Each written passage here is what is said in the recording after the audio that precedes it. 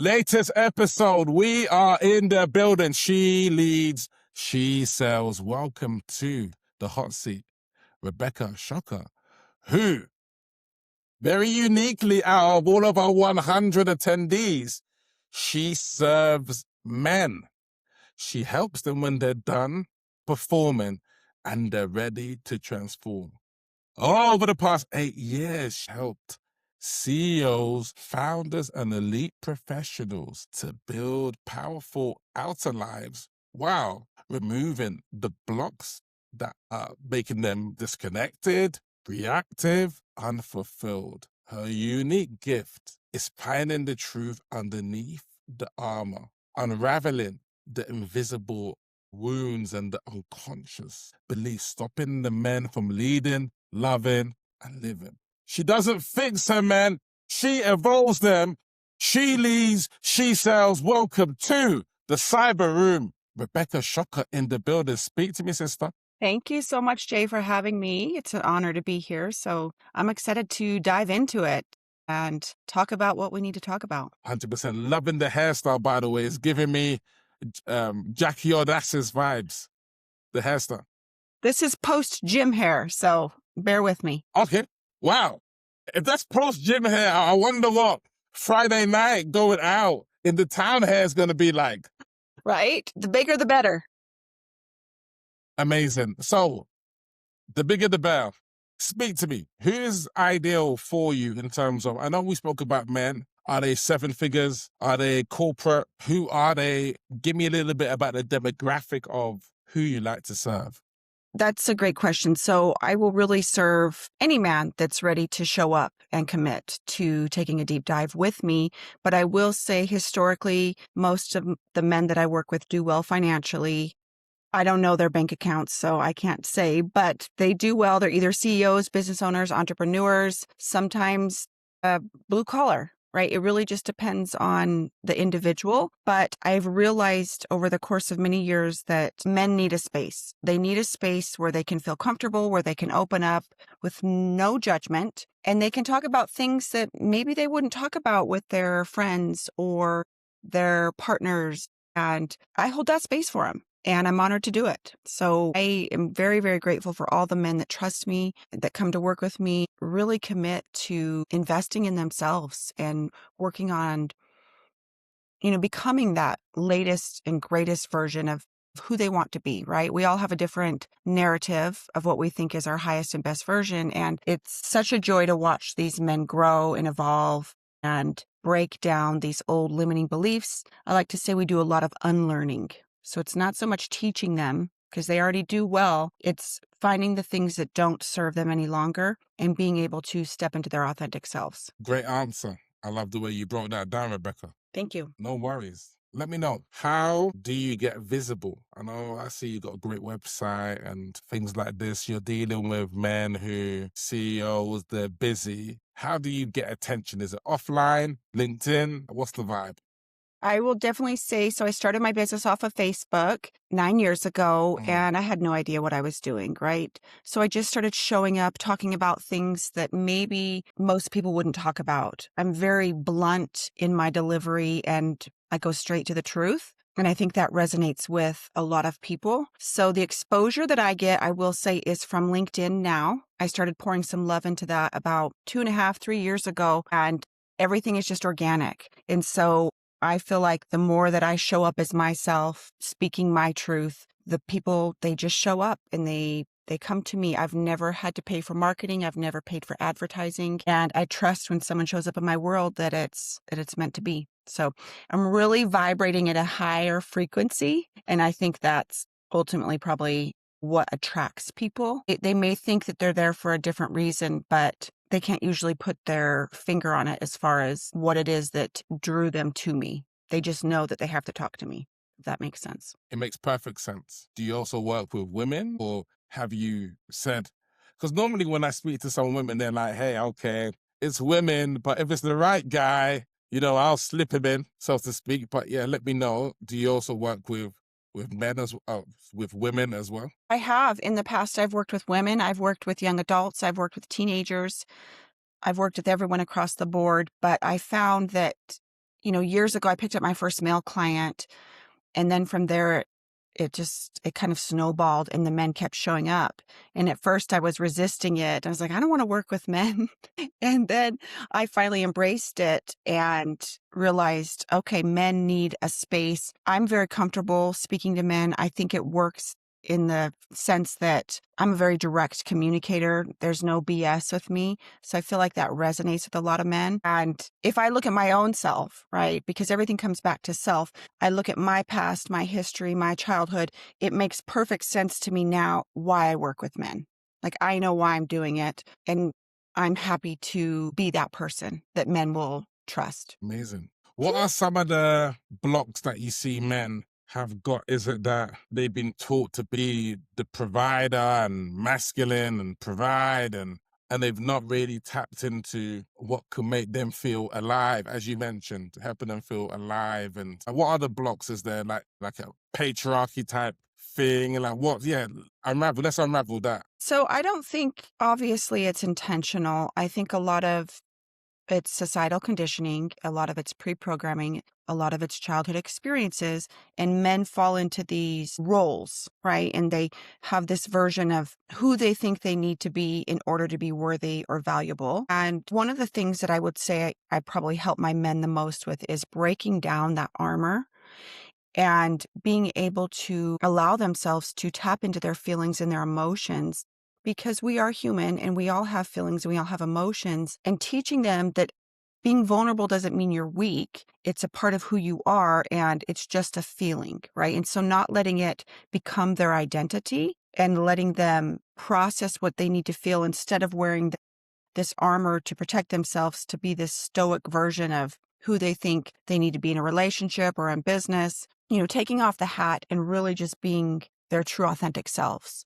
And I feel like the more that we can be our authentic selves, the better aligned we're going to be and in harmony with, how we should be living our lives instead of pretending or being performative, right? A lot of it is performative. And like I said, it's not their fault. It's learned behavior. And so it's breaking down those walls and reaching a deeper level of understanding of why they do what they do, why they think the way that they think, why they behave the way that they behave, and how that's possibly blocking them from feeling joy, peace, happiness, contentment, all of the positive emotions. Amazing. Have you got a book on this? Do you have a book on this? I mean, I've done a few workbooks I've created.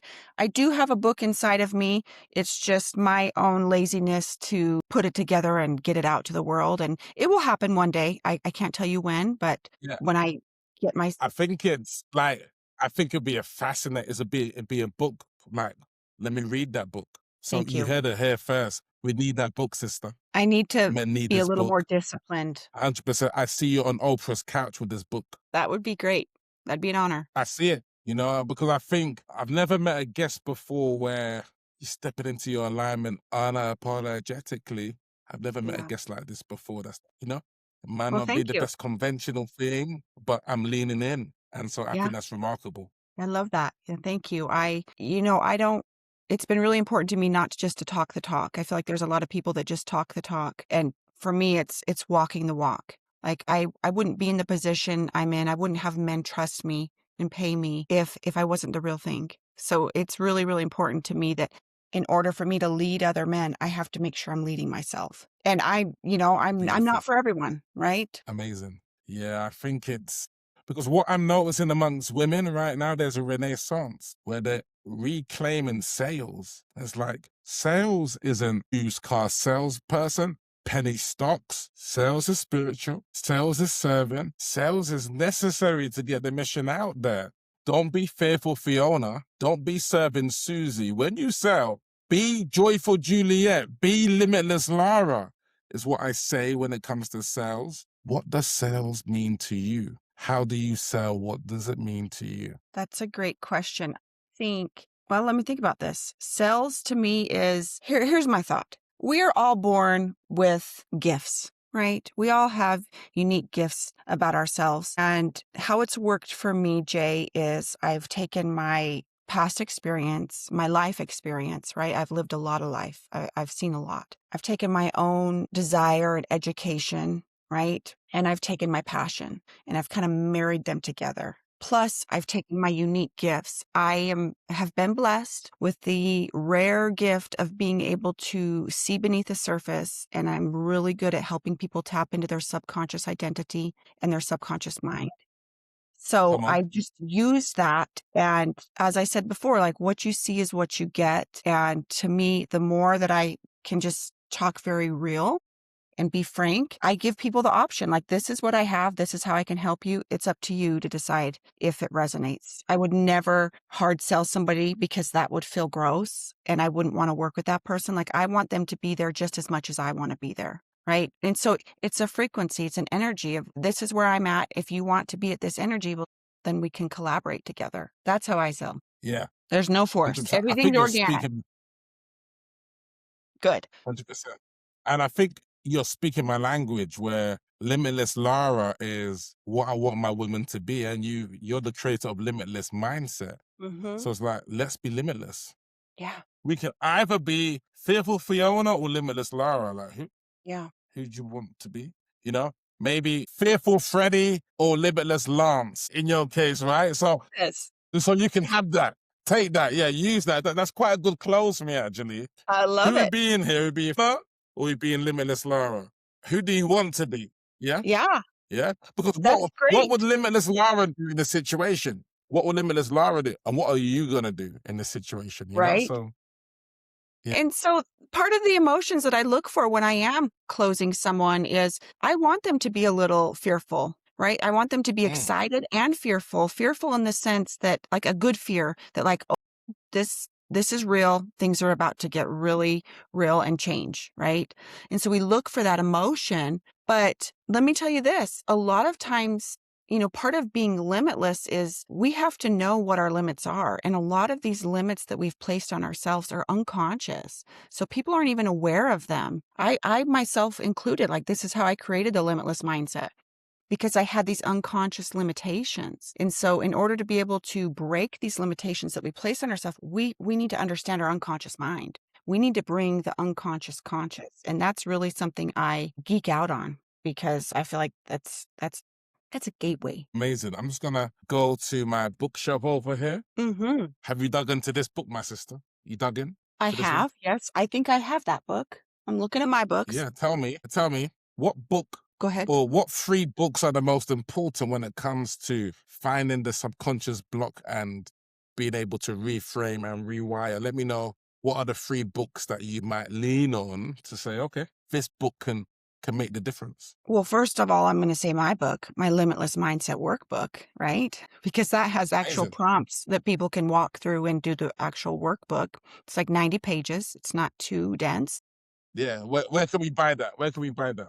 You can get that on my website, or I have a link on my LinkedIn on my page. You can grab it there too. And it's Amazing. discounted. So it's been great. I've had great feedback from it. Obviously, I give that to all of my clients when I'm working with them one-on-one. I will tell you this, we live in a society where everybody wants that quick fix. And they think that if I have all these tools, NLP, hypnosis, maybe microdosing, whatever people do, right? Meditation. And the way that I break this down is those are just tools, right? And they're temporary. Part of the work that I offer is it's deep, right? And it's at a level where I have to get my clients to understand themselves so clearly and to develop so much self-awareness. And honestly, the thing that I have found that works is through our conversations, through me asking the questions.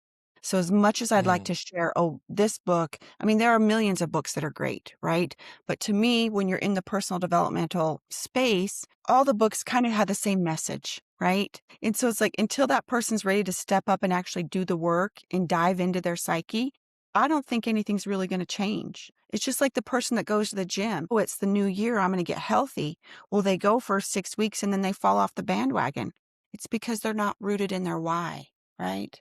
And so we have to be rooted in why we're doing what we're doing and become very, very intentional. Intentionality is key to living a good life. Get rooted in the why. I really love that. Could you go a bit deeper into getting rooted into that why? I'll give you I love this example, but I think when it comes to our health, obviously I'm very passionate about taking care of my health and my physical body. But that is not for the aesthetics, right? That's not so I can look a certain way or be fit for summer or look good in a bikini. It has nothing to do with that. I'm rooted in my why because I care about my health. And I realize that is the one place in my life when my life was turned upside down, and it was turned upside down, that I didn't feel like I had any control over anything. But the one thing I had control over, Jay, was how much weight I put on the bar, right? How I was going to move my body that day, what I'm going to put in my body, what I'm going to listen to, what I'm going to be influenced by. We always have that control.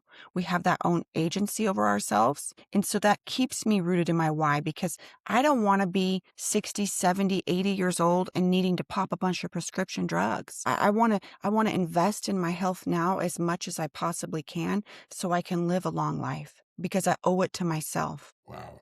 Right? It's not about Beautiful. looking a certain way. It's about caring about this vessel, this body, right? That I've been given and blessed. 100%. You are looking $1 million, though, I'd say. So whatever that health routine is, keep on doing that, my sister. Amazing. Currently running a 10K race next week. But I thought, hey, look, what's stopping me from running a 10K before the race? So on Sunday, I mapped out a private, park where there's no one else, just myself, and I ran the 10K. So it's like, there is no limit apart from the limit that we place on ourselves. So it is all about being limitless. Let them know, Rebecca, how they can get in contact with you. Who are you looking to serve? Yeah. Right in the book. Right in the book. Wow. Rebecca, this has been a real conversation. I see the limitless Lara in you, sister. The powerful leader that you are. Thank you for taking this seriously and doing your work. She leads, she sells with the remarkable for the real Rebecca Shocker in the cyber building. God bless Rebecca. God bless the United States of America. Peace out. Let's go.